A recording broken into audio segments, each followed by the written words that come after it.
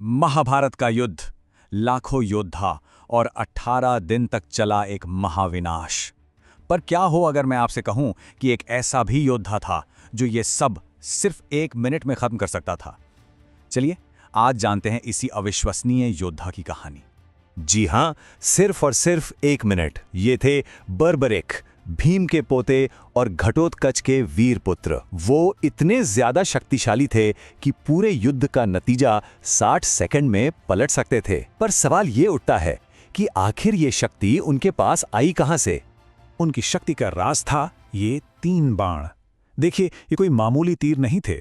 बर्बरिक ने भगवान शिव की कठोर तपस्या की थी और वरदान में उन्हें मिले थे ये 3 अमोघ बाण। पहला बाण पलक झपकते ही सभी दुश्मनों पर निशान लगा देता, दूसरा बाण उन सबको नष्ट कर देता और तीसरा अपना काम खत्म करके सीधा वापस तरकश में। सोचिए कितनी असीम शक्ति थी उनके पास। लेकिन यही कहानी में एक बहुत बड़ा मोड़ आता है।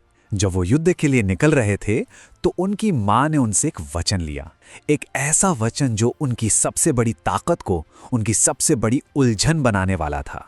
मां ने कहा, बेटा हमेशा हारने वाले पक्ष का साथ देना। तो यहीं पर सारी कहानी उलझ जाती है। जरा सोचकर देखिए इस वचन का नतीजा क्या होता। जैसे ही कौरव हारने लगते, बर्बरिक को वचन के कारण उनकी तरफ से लड़ना पड़ता, लेकिन फिर पांडव हारने लगते तो उसे फिर से पाला बदलना पड़ता। ये सिलसिला, ये अदला बदली तब तक चलती रहती जब तक दोनों सेनाओं में कोई नहीं बचता सिवाय अकेले बर्बरिक के। मतलब एक ऐसा विनाश जिसका कोई अंत ही नहीं। अब इस आने वाले महाविनाश को सिर्फ एक ही व्यक्ति देख पा रहा था, भगवान श्री कृष्ण। वो जानते थे कि अगर धर्म की स्थापना करनी है तो बर्बरीक को रोकना ही होगा। इसलिए उन्होंने एक ब्राह्मण का वेश बनाया और बर्बरीक का रास्ता रोक लिया। ब्राह्मण के रूप में श्री कृष्ण ने बर्बरीक की शक्ति पर संदेह जताते हुए कहा, क्या सिर्फ 3 तीरों के भरोसे इतना बड़ा युद्ध लड़ने चले हो? और फिर उसकी असली शक्ति परखने के लिए उन्होंने एक चुनौती दी। अगर तुम सच में इतने ही महान हो तो एक ही बाण से इस पीपल के पेड़ के हर एक पत्ते को भेद कर दिखाओ। बर्बरिक ने चुनौती मान ली और एक तीर चला दिया।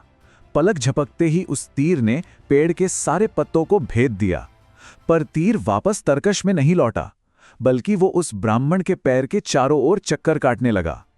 तब बर्बरिक ने कहा, हे ब्राह्मण देव, आपने एक पत्ता अपने पैर के नीचे छिपा लिया है।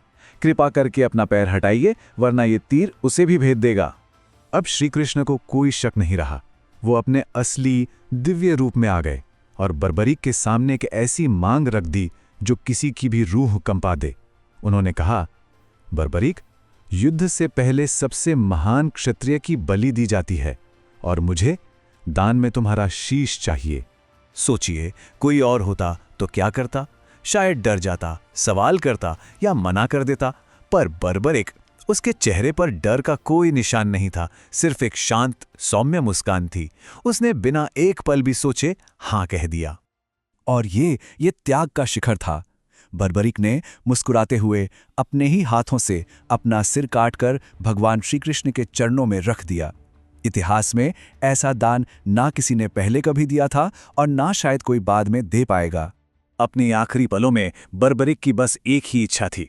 उसने प्रार्थना की, प्रभु, मैं ये महाभारत का महान युद्ध अपनी आंखों से देखना चाहता हूं।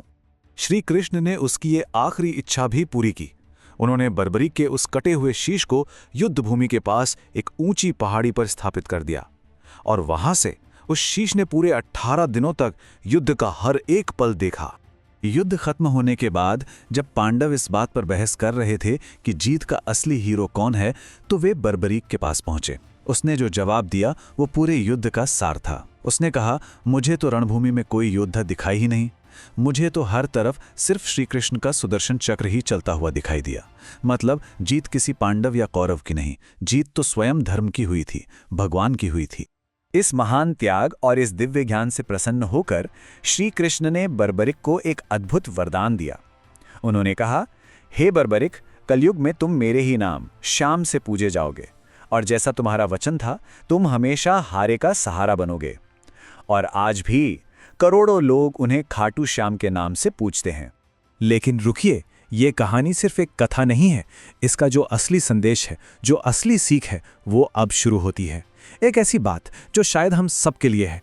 सोचकर देखिए, बर्बरीक ने वो दे दिया जो कोई सोच भी नहीं सकता, अपना सिर, वो भी बिना एक सवाल के।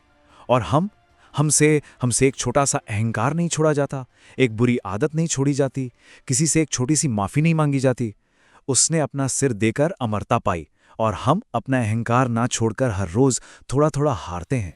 तो अगली बार जब जिंदगी हमसे कुछ छोड़ने या त्यागने को कहे, तो बर्बरीक के इस महान बलिदान को जरूर याद कीजिएगा, क्योंकि अंतिम सत्य यही है कि जो देना सीख गया, जो झुकना सीख गया, वो असल में कभी नहीं हारता। जय श्री श्याम।